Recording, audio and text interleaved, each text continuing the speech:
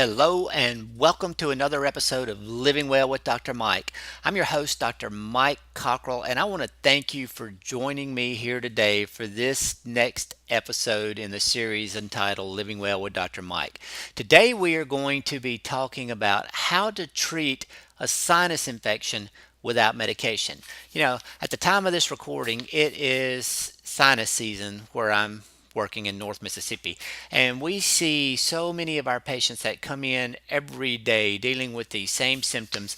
And what I wanted to do was I wanted to give you a little insight today into what's causing these things and some ways that you can go about starting your own treatment at home without just rushing to your doctor and getting loaded up with a bunch of antibiotics, because we know the constant overuse of antibiotics is creating a whole host of problems, and we're going to try to help understand a little better about what's going on and how we can help do this without medication.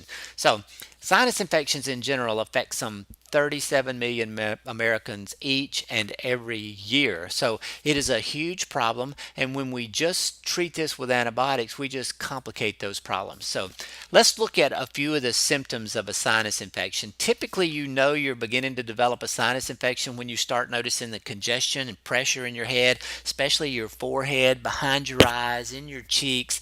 You're going to have cold symptoms, stuffy, runny nose, watery eyes, that kind of stuff. You may develop a thick green or yellow mucus. You may have constant postnasal drip. You're constantly clearing your throat all day long. It never seems to go away. You may notice an unusually unexpected toothache that oftentimes is a sign that you're building up pressure in your maxillary sinuses that's irritating the nerves in your gum line. And you may notice that you just feel tired, drained, run down, and out of energy. That fatigue that comes with just not breathing well, not sleeping well, not resting well. Those kind of things are the kind of things you're going to typically notice when you have a sinus infection. So how do we go about treating these without prescription medication? So what can you do to start the process before you end up having to break down and go to your physician for further treatment? First and foremost, drink some hot liquids. Things such as tea, coffee, hot chicken soup. Those things will help moisturize your mucous membranes. They speed up the movement of the cilia so you're able to clear your sinuses a little more easily. You know, anything that you can do to break up the mucus and get it to drain is actually beneficial in this scenario. You may want to apply warm compresses to your face. Doing this about 3 times a day for just 4 or 5 minutes can help as well. It helps increase the circulation to your sinuses. It's going to help speed up that movement of the cilia to help sweep stuff out. It's going to begin to break down some of that congestion that's in there and help you clear your sinuses. You may want to irrigate your sinuses. Now, I'm going to actually do an entire topic about irrigation because I think it's one of the most beneficial things that you can do to help decrease your sinus congestion and keep you off of prescription medications. But there's a right and a wrong way, and there's some pros and cons that we'll talk about in another episode. But irrigating your sinuses can help open up those nasal passages. You want to make sure that you use just a normal saline solution that doesn't contain any kind of preservatives and that kind of stuff. You want to make sure that you're using it properly, because if used properly, the irrigation will break up mucus. It'll decrease the swelling in your nasal passages. It'll help you breathe easier and makes life much more tolerable when you're dealing with a sinus infection. Aroma therapy, steam baths may be beneficial to help open up congested nasal passages. You can put a couple of drops of eucalyptus or menthol in an aromatherapy steam bath.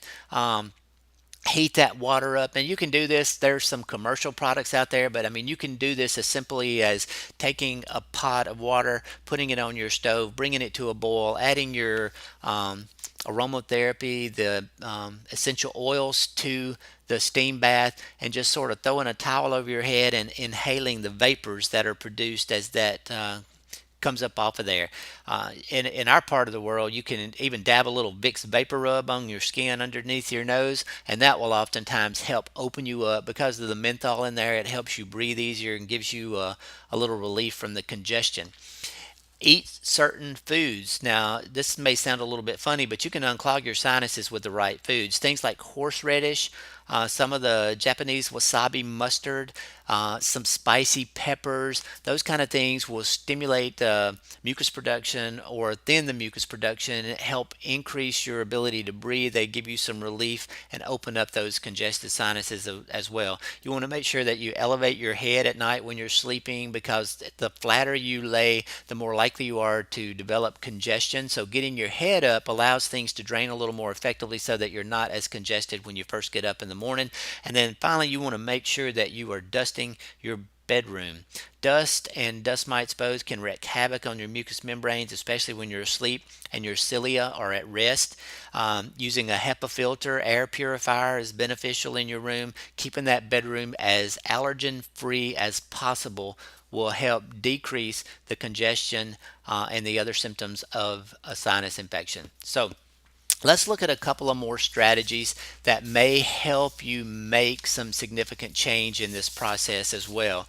You know, you're going to hear me talk a lot as we go through our series about how food affects us, because I am convinced food is a drug and the things that we eat have significant impacts on us other than just from a nutritional standpoint.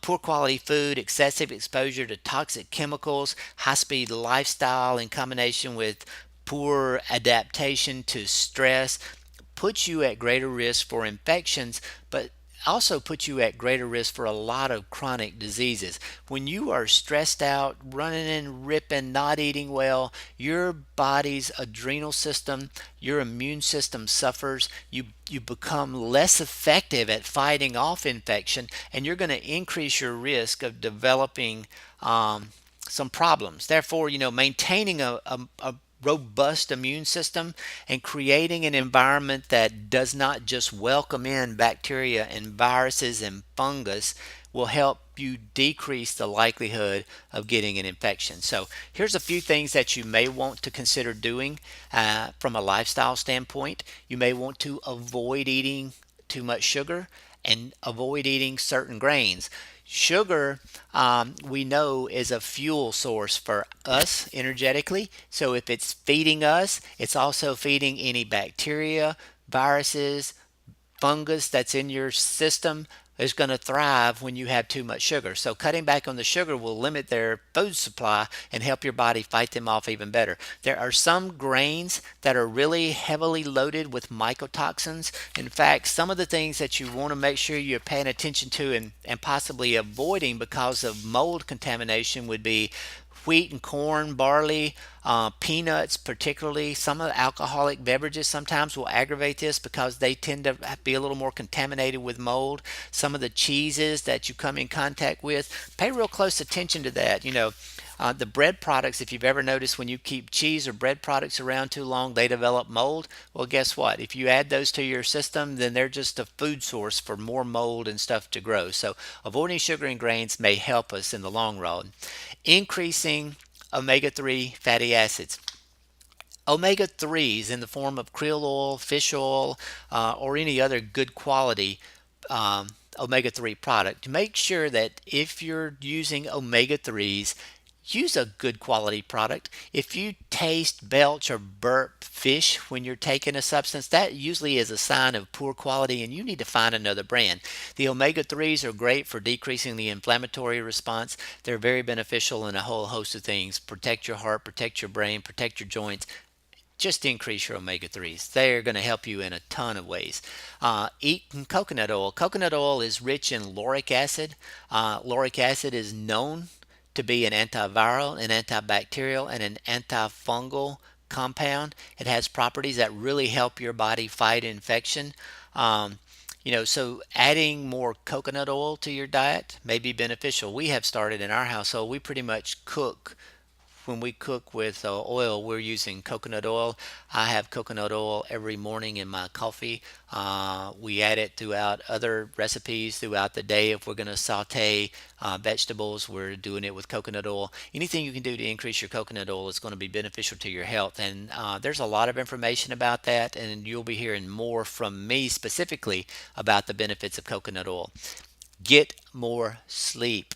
This is something you're also going to hear me say over and over and over and over. We have study after study after study that shows that people who get less than 7 hours of sleep have an increased risk of chronic disease. They don't have as good of an immune system. Your stress response is compromised. There's a whole host of things that not sleeping is damaging your health.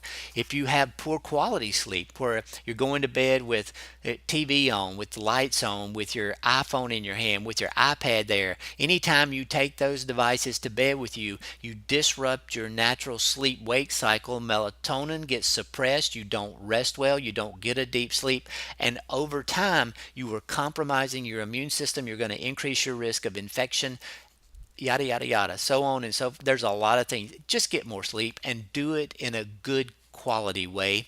And finally, get more exercise. We all know this is true, and just getting up and moving more.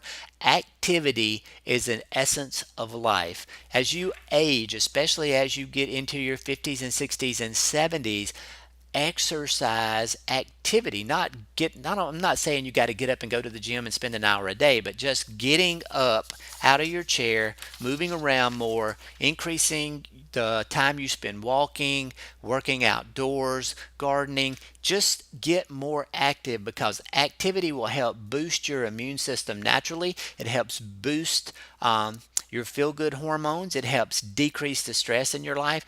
So many benefits to exercising. There's not enough time to talk about it here. We'll deal with it later on in another segment. But for now, get more exercise, help decrease the risk of sinus infection, and treat these sinus infections without medication whenever you can. Listen, I hope this information has been beneficial to you. I hope you will take this knowledge and put it into action, because knowledge without action is worthless. So you got to act on it if you want to get benefit from it. I'd love for you to connect with me for more information about what we're doing with Living Well with Dr. Mike. You can access our website at livingwellwithdrmike.com. I would invite you to connect with me on Facebook at Living Well with Dr. Mike as well, so that we can share thoughts, ideas, insights.